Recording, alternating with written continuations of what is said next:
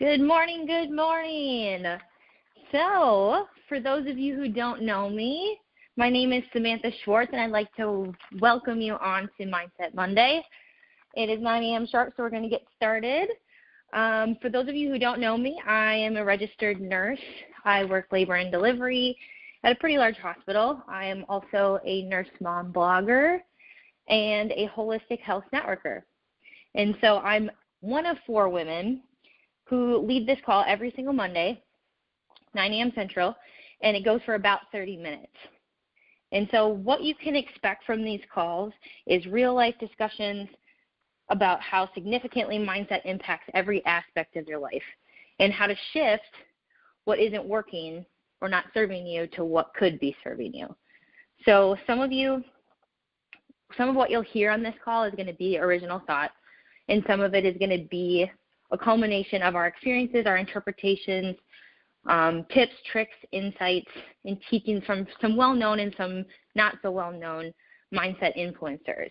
So basically, we created this call because we love learning and growing about just as much as we love empowering others to do the same. So today, we're going to be having this call for 30 minutes, like I said. So the call will be done at 9:30.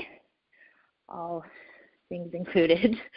And I'd highly recommend having something to take notes with. So anytime that we're on these calls, we try to do things that are a little more interactive, give you certain steps, things that you can take home to really cause transformation in your life. We want this to be applicable knowledge. We want this to be helpful and useful and something that goes across many aspects of your life. So get something out to write with if you haven't done that already. And today's topic is going to be about confidence. So I know that this is a huge topic around mindset, and I don't think I've ever met anyone who hasn't struggled in some way, shape, or form at some point in their life with confidence. And so this Monday, that is our topic, and we only have 28 more minutes, so we'll get started. All right, so confidence. So I kind of explained why I wanted to do confidence in this mindset call. But basically, any time that I'm coaching, training a new nurse, empowering a first-time mom, or teaching a networker how to master the art of sharing versus selling, it always comes down to confidence. Confidence is that one thing it comes down to, because when you're in a leadership role or you're stepping into some shape or form of leadership, if you don't believe in yourself, you're never going to have someone believe in you. You're not going to have someone follow you. So it always comes down to confidence in something. And so I want to just kind of be clear of what I'm talking about when I say confidence. Confidence, my definition of confidence, is the level of belief in an ability, skill, quality, or character. Okay, so and when I say character, I mean like your character. So it's like the belief in who you are is where I see confidence lying. And it's been proven that confidence is the one thing that will outperform competence when you're talking about success in just about anything. So some of you may have heard this saying, it's a big saying in network marketing especially, is that leaders will take they'll take ignorance on fire before they'll take competence on ice or knowledge on ice. So ignorance on fire over knowledge on ice any day. And the reason being is that, again, if you don't have belief in yourself, people aren't going to follow you. People like to follow people who they see know where they're going. And people who know where they're going have confidence in the belief of some sort of skill, ability, characteristic that they have. And so confidence is a mindset. And this is where it gets exciting, because I see a lot of times where people view confidence as either you have it or you don't. And I would like to challenge that thought, because confidence truly is a skill. It's a skill that's learned, and it just takes the willingness and the coachability and the persistence to be able to learn the skill in order to really transform where you're not confident in your life. Okay, so we're going to talk about that and how you can look at where you have doubts in your life and where you're not confident and how we can transform that into confidence. And I was looking at an article this week that helped me kind of get excited, I suppose, about this topic. But I was looking at an article, and it was extremely interesting to me. And I know that we have male and female listeners, but this, I feel like, points out a really huge association or correlation with confidence or the lack thereof. And what this article is about is there's actually a known confidence gap between men and women. And so it plays into a lot of things in society and how men and women, perform, I suppose, in life. And what they had said is that there were multiple different studies and there were multiple different people that they brought into this article who had done different studies to look at the confidence gap between men and women. And what they found consistently was that women will, when they're applying for like a job, they will make sure that they meet 100% of the job qualifications or requirements before they apply, 9 times out of 10 more than men will. On average, men will apply for a job if they meet 60% of the qualifications or requirements. So it's almost always that women feel like they have to meet 100%. And the funny thing about this is not only is it the 100% of the qualification and requirements, but if they felt they were overqualified, they were even more or less likely to apply than men in a certain position. So this points to a really huge correlation with confidence and perfectionism, and how perfectionism is something that's a lot more associated with women than men. And there was just so many interesting facts in this article. And another one, they then went further to say when women and men have been in their position and they're looking at a promotion, again, women are going to they're going to ask for a promotion when they meet 100% of the criteria for that promotion, whereas men only feel they need to hit 50%. They start applying for promotions when they hit 50% of the requirements. So they're getting even more confident.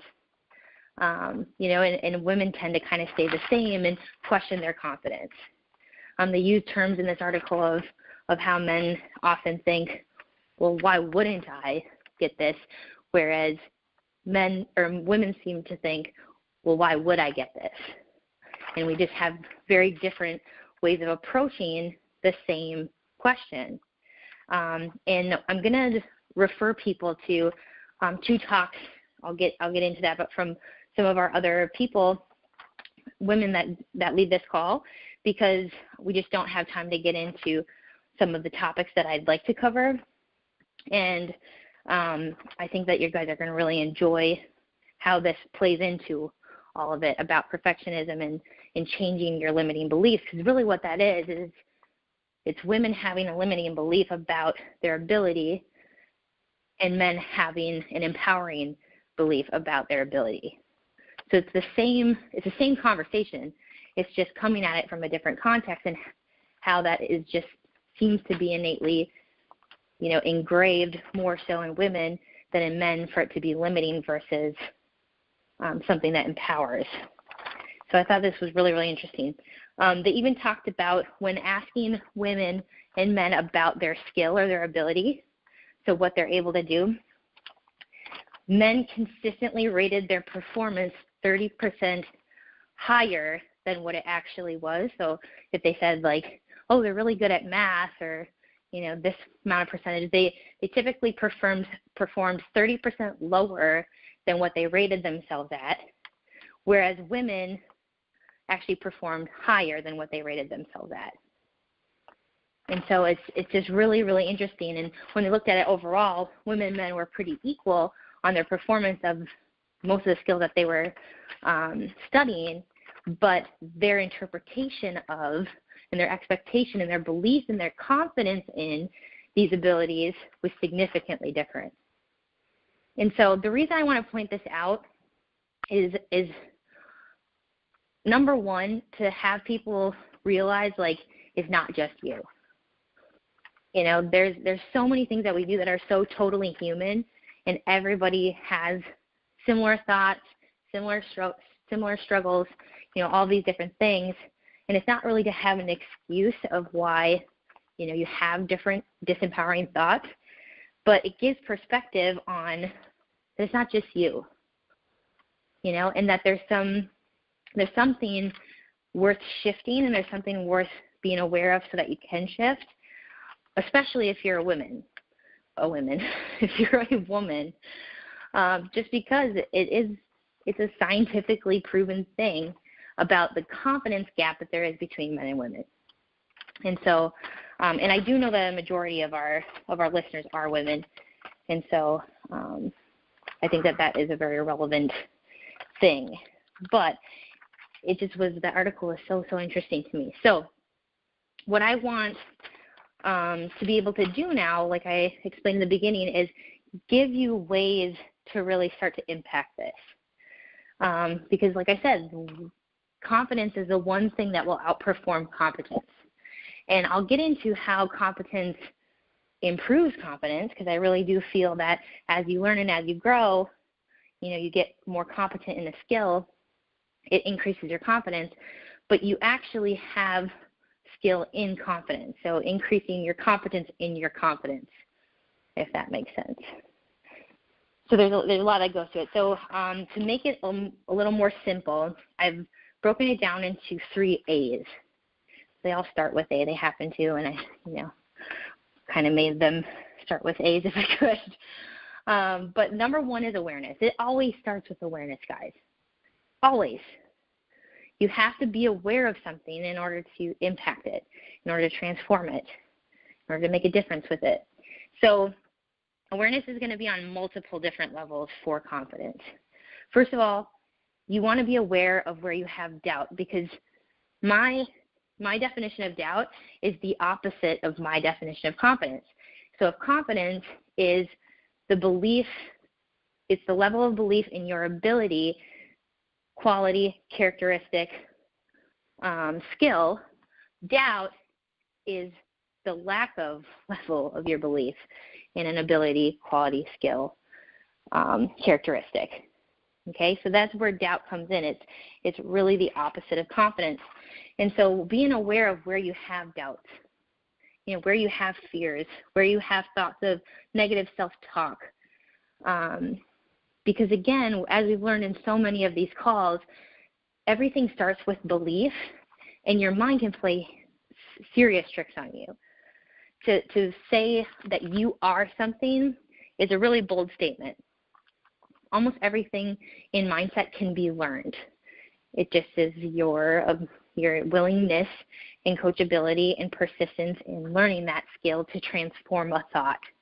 And so that's why I want to bring in, I'll post, when I post the recording to this, I'll also post a recording from Amanda Kingsley regarding transforming limiting beliefs. Okay? And so awareness of where you're telling yourself, oh, I'm not this, or, you know, if only I was that, or that person, she's really good at that, but I could never be good at that. Any of these doubts, these negative self-talks, we have to become aware of them so we can start working on them to transform them. Because when you can transform what's holding you back, there really is there's no limits. That's why your mind is the only limitation that you have. Look at anyone who's had massive success in anything, and what would have held them back would have been any limiting beliefs that they had. They just kept breaking through any limiting beliefs. When anyone else told them that they couldn't, they made sure that they weren't the ones telling them that they couldn't. You know, it's the I can attitude. Also, being aware of what you stand for. So who are you? What are you committed to? What are your goals? What's your why? Just having the awareness of who you are plays a huge, huge role in confidence. Sometimes the only reason you're not confident is because whatever you're trying to do isn't even in alignment with who you are. So it's kind of like it's being forced. Doubt and fear really do go hand in hand, but there's an intuitive feeling and a gut feeling that people can get that I call icky. When something feels icky. Icky is different than fear and doubt. Goals that scare you, they don't feel icky. They're just kind of scary. They're like, oh gosh, I don't know if I can do that. But they don't feel icky. They don't feel not in alignment with who you are. But that's something that can get in the way of confidence. So if that's the thing getting in the way of confidence, it's time to really relook at what you're up to. Because there's not really a way to find authentic confidence and to transform limiting beliefs if you're constantly trying to prove something that's not in alignment with who you are. Does that make sense? So getting into, once you become aware of things, you can start to impact them. You can start to transform how you think. You can start to turn a limiting belief into an empowering context.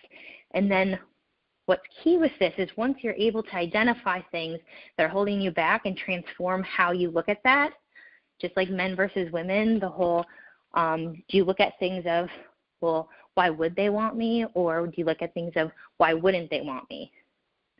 It's the exact same conversation coming in at it from two different contexts. So getting to the point where you can transform those areas of your life where it's limiting into something that's empowering. Once you're able to do that, you have to stay aware of it. You have to maintain your awareness of what you just transformed.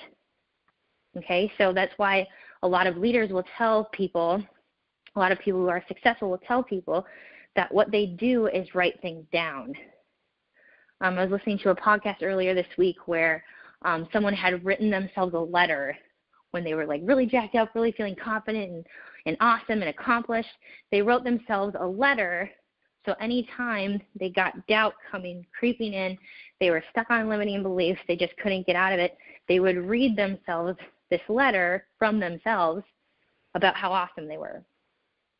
And talks about all different accomplishments, and it was just like a feel-good letter to remind them of who they are and what they're about and what they've accomplished and what they should be proud of. And it just gives you a point of focus. It gives you a point of focus because we know that what we think about, we bring about, right? So if we can get ourselves, we can identify when we're not thinking about what we want to attract, and we can stop that, we can stop it, and we can reverse it. You have to find ways that allow you to keep awareness, to maintain awareness of the good things you've been transforming, because you can't just transform something once. You can't just change it and then all of a sudden you're transformed. Transformation occurs when you no longer have the thing you had before. That's transformation. We just don't often get to that point because we aren't persistent enough, we aren't repetitious enough to keep going with a good thing because, it's just, again, so totally human to want immediate satisfaction. And when we're trying to change a limiting belief, often it takes many, many, many, many discussions in your head and turning it around and saying, nope, that's not me, this is me. And using the techniques that, like I said, I'm going to share, that Amanda has shared with all of you about transforming limiting beliefs. It takes practice. It's not something that just happens because you identified it one time, okay? So the second A is action. This is another big one, and we talked a little bit about what actions to take to increase your awareness, etc. But when I say action, what I'm talking about is two things. First of all, another really good saying, something that I've had on my bulletin board in my office for many years now, is action conquers fear. Again, we deciphered between what's icky versus what's fear. So once you've made sure it's not something that's icky and that's why you don't want to do it, when it's just fear, remember that action conquers fear. How many times have you been so nervous to do something? You're like, oh my gosh, I don't think I can do this. I'm really not going to be able to do this. And then you do it, and you're like, that wasn't so bad. I don't know what I was so nervous about. It's all because getting into the action of it, when you're focused on what you're doing, you tend to forget about all the fears that you have around it. Now, sometimes it's easier said than done. Many times it's easier said than done. But again, it's a practice. The more you practice and get into the context of and the empowering belief of action conquers fear, when you truly 100% believe that, it becomes easier. But you have to practice it to believe it. Because remember, we've been thinking all of these negative thoughts for years and years and years and years. So what makes us think that just switching at one time, all of a sudden we're going to be this transformed being and transformed mindset where we just know action conquers fear, so I just have to get into action. Okay? It's all practice. It takes a lot of practice. I don't know if anyone's ever heard of the 10,000 hour rule, but I think it's come from an athletic background. But the 10,000 hour rule is that it has been said, and I don't know who exactly said this, but that it takes 10,000 hours to learn a new skill. So 10,000 hours. That, I would have to say, is a lot more time than the majority of people spend on learning any sort of skill. There's always this myth of this quantum leap that people take that are successful. If only I was like so-and-so, because they're so successful. Well, I promise you that it was not something that just happened to them.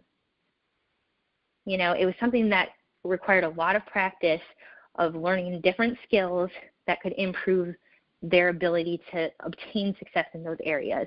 And really, are you willing to do what they did to get where they're at? That's the biggest question. Because the majority of time, there's a very, very different expectation of what that person did to achieve their success than what actually happened. Okay? So just always remembering, and again, coming back to reality, everybody sees everybody's end result, or consider that you're seeing somebody's end result. And if you would have talked to them 5 years ago, 10 years ago, they could have been in your exact same place or in a worse place as far as the mindset goes. And something at some point shifted for them. And I promise you that they put in a lot more work than you probably could guess to get where they're at. So again, action conquers fear. Now, what are some ways that you can get into action when you really don't want to? Because again, you're fearful. 2 things. First of all, most of the time when we're looking at something we're scared to do, there's a lot of mind tricks going on. And we hardly ever uncover what those are. So what I mean by that is, have you ever looked at a situation and actually wrote out what is the worst case scenario? Like, if I did this, what is the worst thing that could happen? Most people don't do that, not even in their head, let alone writing it out on paper, because I promise you it's going to be very different than what you probably anticipated, in the sense that if you look at something that is going to improve your odds of success, that this is how you're going to learn, this is how you're going to grow, this is what your leaders who have done this before are telling you to do, this is what your teachers and coaches keep telling you to do, and they've done this with a lot of people, so they must know what they're talking about. If you're looking at that and you say, okay, if I do this, what's the worst thing that could happen? It's usually things like I might mess up, I might sound stupid, I might choke and totally forget what I was going to say or do. I might mess up, I might get embarrassed. I might have other people talking about me, about how horrible I just did, et cetera, et cetera. And then you look at, okay, what is the best case scenario? What is the best thing that could happen out of this? And you go through those. And now the really powerful part is when you say, okay, what is the worst thing that could happen if I didn't do this? And this requires a little bit more perspective because, like I said, 10,000 hour rule. This is one super small thing in your 10,000 hours of things that are going to get you where you want to go, right? So you have to be able to see the perspective of it, but really what it comes down to is there's a cascading effect, there's a domino effect in life. If you guys haven't heard of or read The Slight Edge, I would highly, highly suggest that book for this reason, but there's a curve for success and there's a curve for failure, and there's the middle line that separates them. And whatever you're doing on a day-to-day basis is either getting you on that slight upward curve toward success or the slight downward curve toward failure. There is no maintaining in life. You're either slowly curving toward success or you're slowly curving away from success.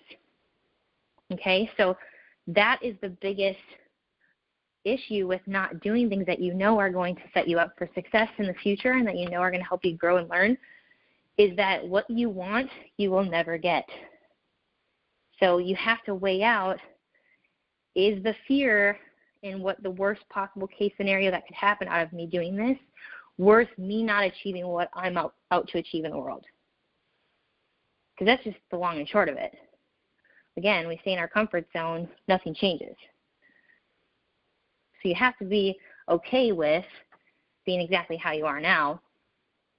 Otherwise, there just really isn't any, payoff to not doing something just because of the fear of not doing it. Now, another skill I want, or tips more so, tip or trick I want to share is something I share with, again, all the people I coach, all the people I teach, all the people I train in any area of my life, is a concept of if you don't make it weird, it's not weird. Okay, and I want this to really sink in because we talk a lot about when you're going towards success that you kind of fake it till you make it. And I've mentioned on previous calls that I'm not a big fan of that saying. I prefer faith it till you make it.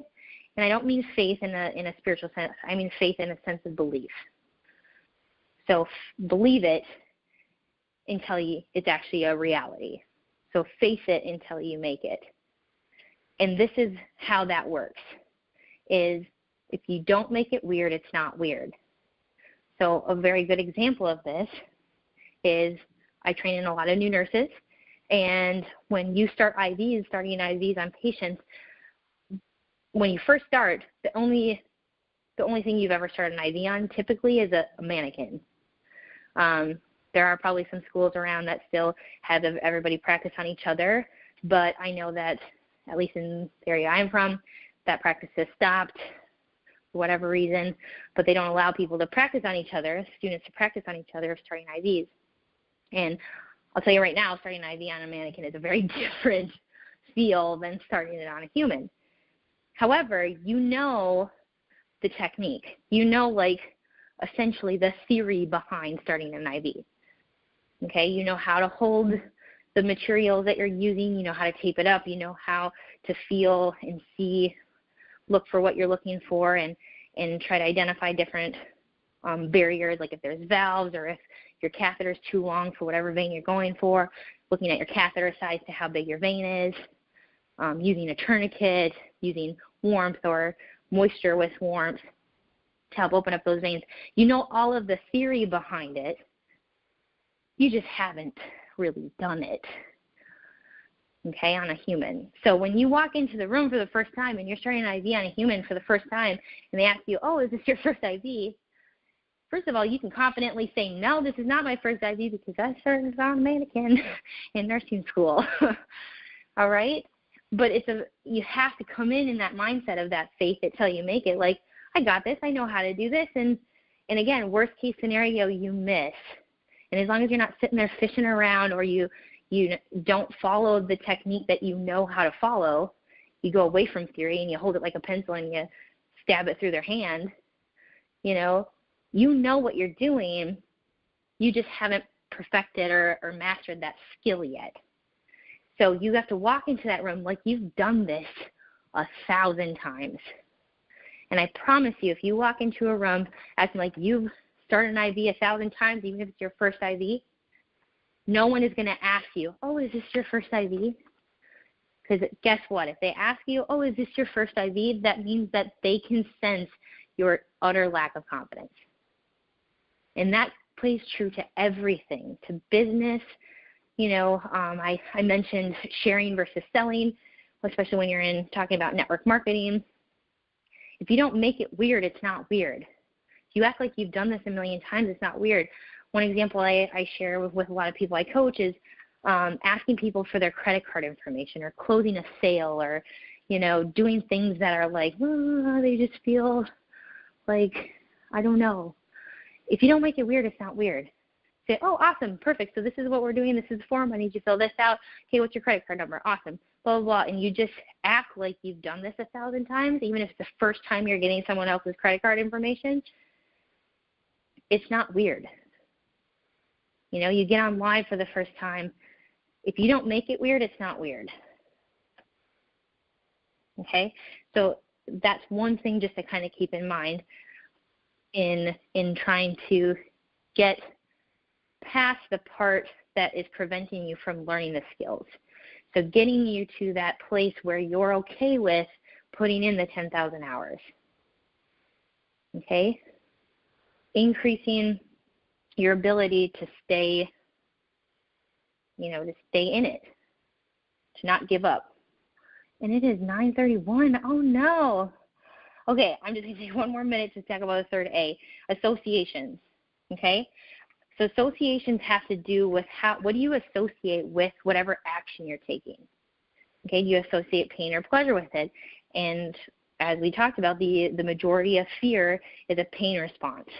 Okay, our mind has all good intentions. It thinks that it's doing good things for us because it's usually in protection mode. If you do this action, you could get hurt, you could get embarrassed, you could fail.